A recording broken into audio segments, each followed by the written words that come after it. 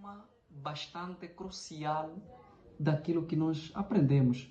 Mas é necessário que vá lá assistir porque tem muita novidade. O tema é sobre as fontes do direito.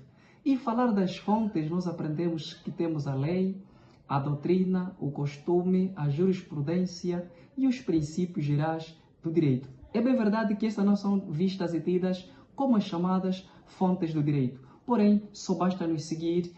A nossa live tem muita novidade para si. Aquele abraço.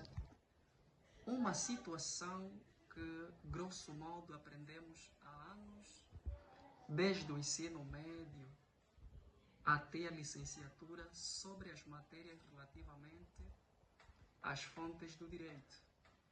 É bem verdade que, se nós observarmos o que diz o artigo 1º do Código Civil, vai nos apresentar a ideia e a noção daquilo que é ou são chamadas de fontes do direito. Falar de fontes, estamos a falar de um modo de criação. Falar de fontes, estamos a falar de uma forma de revelação normativa.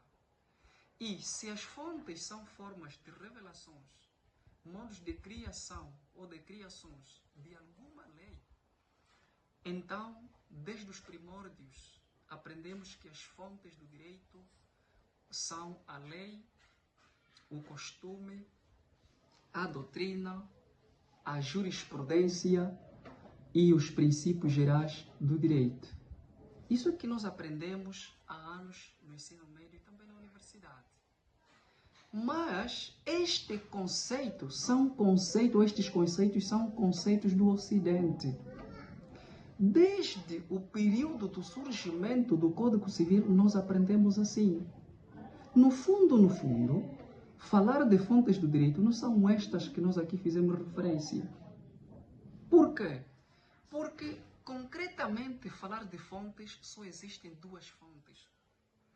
Ao olharmos a primeira fonte que eu já fiz referência aqui, a lei, em momento algum, a lei constitui fonte do direito.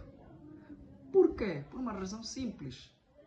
Porque entende-se que a fonte é resultado de um produto político. É um projeto, vem de um projeto político. E é com base a esse projeto político que vai ser levado até o processo de eleições e daí vai surgir a chamada lei. É neste escalão. Não obstante esta lógica, esta ideia, o governo, ao olhar a este projeto, então ele vai efetivar a chamada lei. Que esta lei pode se traduzir diretamente numa Constituição, pode se traduzir numa lei de base da função pública, pode se traduzir num Código Civil. Então é necessário que nós tenhamos informações efetivas contrárias àquilo que nós aprendemos anteriormente. Este é o primeiro elemento. O segundo elemento é a doutrina.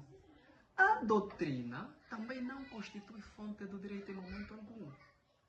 Nós aprendemos desde os tempos que a doutrina é fonte do direito. Não é e nunca foi. O nosso ponto de vista sobre este quesito é o quê? Falar de fontes ou falar sobre a doutrina é nada mais, nada menos, se não for um conjunto de opiniões.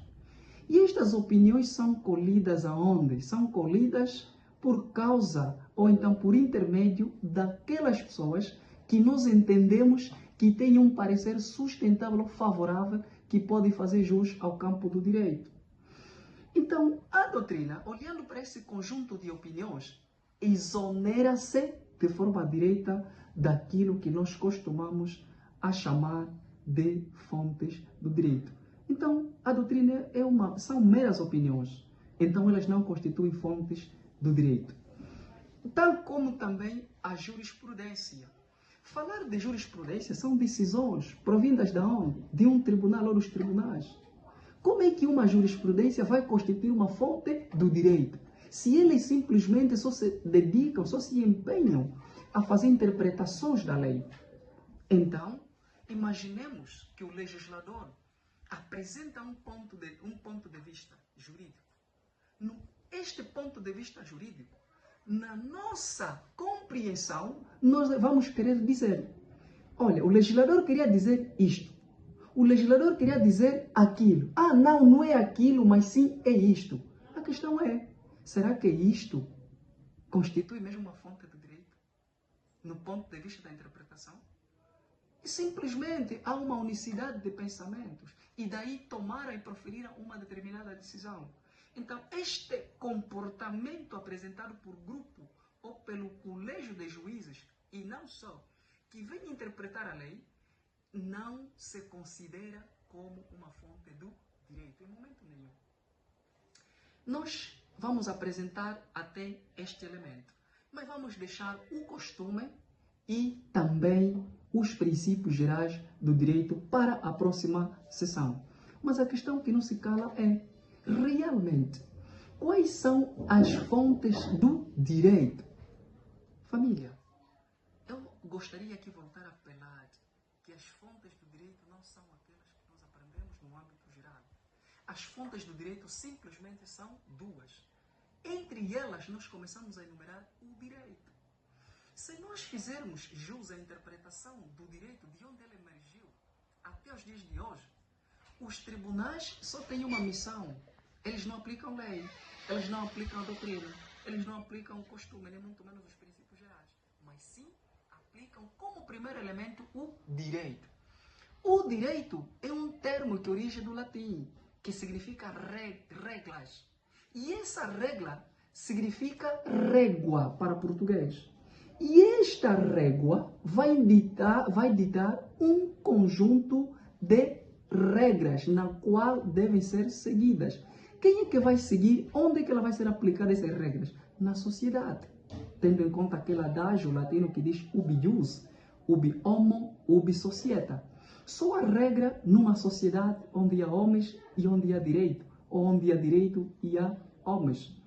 Então, o direito aparece visto ou é entendido como a primeira fonte do direito. A segunda fonte do direito que nós aqui trouxemos como uma segunda novidade é a justiça. A justiça constitui fonte do direito, porque ela vai ceder aquilo que é devido a cada um dos indivíduos. Por essa razão, os tribunais nos leva a questionar. Os tribunais aplicam a lei, aplicam a doutrina ou a jurisprudência?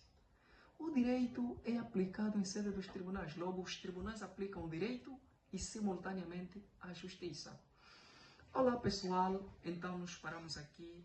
Deixamos como novidade para si dois pressupostos que nos levam à compreensão sobre as fontes do direito, o costume e, de igual modo, os princípios gerais do direito. Segue-nos ou segue a nossa página para no próximo conteúdo nós apresentarmos a abordagem efetiva, real e concreta sobre estes dois elementos que aí ficaram. Olá, siga a nossa página, desejamos votos de boas-vindas e boa estadia. Eu sou o Domingos Francisco Beirão.